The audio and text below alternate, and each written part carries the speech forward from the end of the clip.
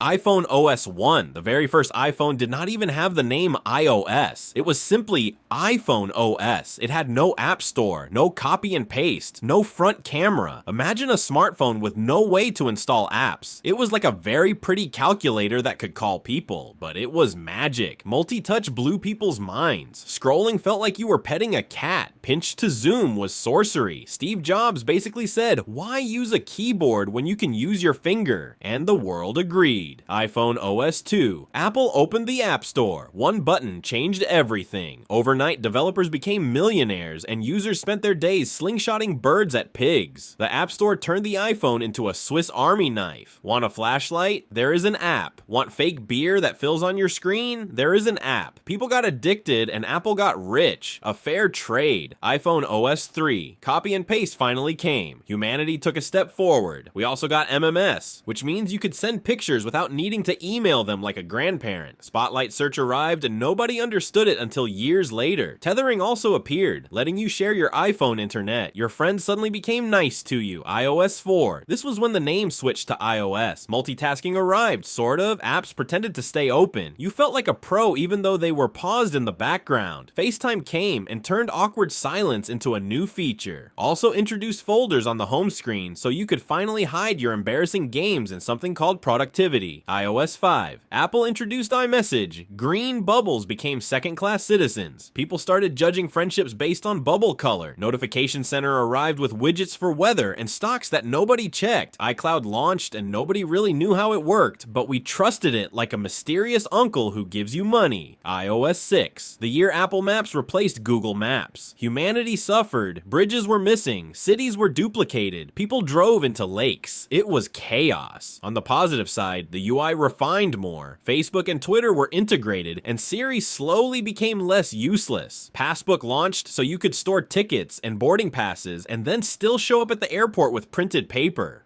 iOS 7. This was the big design change. Skeuomorphism died. The fake leather calendar and shiny buttons got replaced by something flatter than a dead battery. Bright colors everywhere, animations for days. Half the world loved it, and the other half needed sunglasses. Control Center arrived and saved us from digging through settings like archaeologists. iOS 8. Third-party keyboards appeared. People installed weird keyboards for 1 week, then went back to normal. Health app arrived so your phone could judge your laziness. Handoff and continuity let you start typing on your phone and finish on your Mac, which made cheating on exams and texting during class so much easier. Apple Pay arrived and nobody used it until years later. iOS 9. This update was all about fixing things they broke before. Better battery use, smaller updates, smarter Siri, iPad got multitasking, and a true split screen, which finally made it feel like a work device instead of a YouTube screen for children. iOS 10. Apple turned iMessage into Disneyland. Reactions, effects, fireworks, stickers. Your messages looked like a party. Lock screen redesign arrived. Slide to unlock died, and people cried. Siri opened to third-party apps, and it still struggled to understand basic instructions like set alarm for 6. iOS 11. The iPad turned into a mini laptop with a dock and a files app. Control Center became customizable for the first time, so you could pretend you had control over your phone. AirPlay 2 came for multi-room audio, which nobody used unless they lived in a mansion or in Apple commercials. iOS 12. Performance update. Saved old phones like the iPhone 5s from dying. Screen time arrived so you could learn how addicted you are to Instagram and then ignore the warnings anyway. Animoji expanded so you could send talking poop emojis to your friends with facial tracking. Technology at its peak. iOS 13.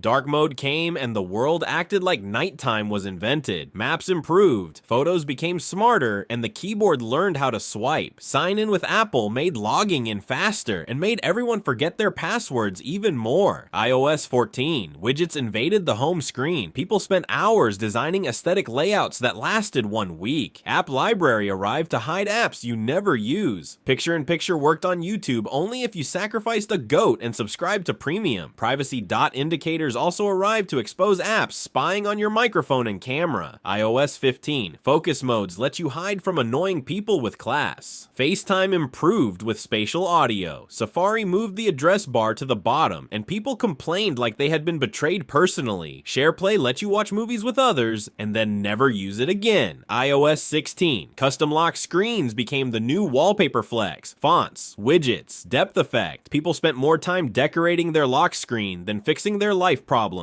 You could edit messages and unsend them, which helped many relationships and ruined others. Live activities arrived, and suddenly sports scores sat on your lock screen like unwanted guests. iOS 17, name drop arrived so strangers could share contacts like magic. Standby mode too, turning your phone into a bedroom clock. Autocorrect finally stopped changing your swear words into duck. You could use your phone like a giant mood board while charging and not sleeping. iOS 18, Apple finally starts using real AI and calls it Apple Intelligence. Siri becomes slightly less confused and can do things like rewrite messages and summarize notifications. It is basically ChatGPT with an Apple accent. You also get smart photo editing where you can remove objects. Now you can erase your ex from pictures like they never existed. Battery life still refuses to improve. iOS 19, Apple Intelligence becomes fully trained. Siri can understand context and follow conversations like a human who actually listens. People start using their phone through voice alone, which makes everyone look like they are arguing with invisible spirits. Wallpapers become generative art, and you can design your own lock screen backgrounds with prompts like, "Make me look richer than I am." iOS 20, Apple adds real-time translation to FaceTime so you can call someone from another country and pretend you are bilingual. Messages get auto-replies based on your personality, which Apple now reads like a therapist. The phone can suggest breakup text based on your chat patterns, a scary, useful feature. iPhone finally shows battery percentage on the lock screen without needing a widget. People celebrate like it is world peace. iOS 21, gesture control arrives. You can swipe in the air to control your phone like a wizard. It works great in public until you accidentally change songs while scratching your head. Siri can call people without you opening the app and can turn on settings you never knew existed. The keyboard now predicts entire paragraphs, which is either helpful or creepy depending on your secrets. iOS 22, Apple introduces Smart Charging 2.0, where your phone learns your daily habits and charges only when needed. Fans argue that battery health is finally saved. Some iPhones refuse to charge at night because they think you sleep too late. The App Store adds AI app testers that warn you if the app is useless before you download it. Developers cry. iOS 23, full hologram notifications appear. You can see 3D reminders floating above your phone. Rich people show off like they discovered teleportation. New security feature recognizes your voice tone and will not unlock your phone if you are stressed, sad, or being forced. Criminals start taking yoga classes before stealing phones. Smart photo memory, blur hides embarrassing people automatically. You do not even need to delete them. iOS 24, iPhone gets mood detection. Your phone can tell when you are upset and automatically activates Do Not Disturb. Siri checks on you like a therapist. If you are too happy, it recommends productivity apps because Apple cannot stand you having peace. Messages get custom AI avatars that move like you. Now your digital twin can argue with other people for you. iOS 25, Face ID works from every angle, including upside down. People unlock their phones while half asleep like possessed zombies. AI now controls animations so your entire home screen moves when you tilt the phone. Some users throw up. Multitasking finally arrives in full for iPhone, allowing floating apps. Everyone opens too many windows and complains that the phone is slow. Apple says, buy the new one. iOS 26, Apple introduces adaptive phone mode. Entire phone changes layout based on your lifestyle. If you wake up late, the clock gets bigger and brighter like a disappointed parent. If you travel a lot, maps and translation take over your home screen. Workaholics get calendar widgets they cannot